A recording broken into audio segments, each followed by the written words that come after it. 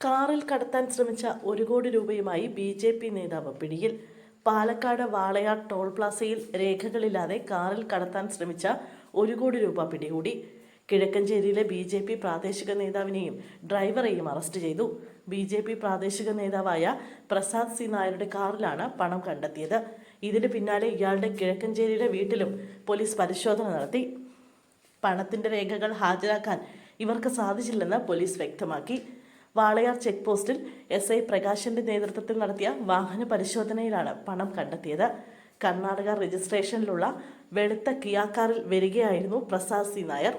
Police കൈകാണിച്ചപ്പോൾ car നിർത്തി. പരിശോധനയിൽ കാറിന്റെ ഡിക്കിയിൽ ആപ്പിൾ കൊണ്ടുവരുന്ന പെട്ടി ശ്രദ്ധയിൽപ്പെട്ടു. പിന്നാലെ നടത്തിയ വിശദമായ പരിശോധനയിലാണ് അടുക്കി വെച്ച 500ന്റെ നോട്ടുകെട്ടുകൾ ഇതിൽ നിന്നും കണ്ടെടുത്തത്. ഉടൻ തന്നെ പ്രസാദിനെയും ഡ്രൈവർ പ്രശാന്തിനെയും പോലീസ് കസ്റ്റഡിയിലെടുത്തു. കച്ചവട ആവശ്യത്തിനായി കരുതിയ പണമെന്നായിരുന്നു ചോദ്യം ചെയ്യലിൽ പ്രസാദിന്റെ മൊഴി. ബംഗളൂരുവിൽ നിന്ന് ആലത്തൂരിലേക്ക് വരികയാണെന്നും ഇവർ പോലീസിനോട് പറഞ്ഞു. എന്നാൽ രേഖകളൊന്നും ഇവർക്ക് ഹാജരാക്കാനായില്ല. ഇതോടെയാണ് ഇരുവരുടെയും അറസ്റ്റ് രേഖപ്പെടുത്തിയത്. എന്നാൽ ഇവരെ പിന്നീട് പോലീസ് വിട്ടയച്ചു. ഇവരിൽ നിന്നും കണ്ടെടുത്ത പണം കോടതിക്ക് കൈമാറുമെന്നും വാളയാർ പോലീസ് അറിയിച്ചു. പണം പിടികൂടിയതിന് പിന്നാലെ പ്രസാദിന്റെ കിഴക്കഞ്ചേരിയിലെ വീട്ടിൽ വടക്കഞ്ചേരി പോലീസും പരിശോധന നടത്തി. എന്നാൽ ഇവിടെ നിന്ന് പണമോ മറ്റ് തെളിവുകളോ കണ്ടെത്താനായില്ല.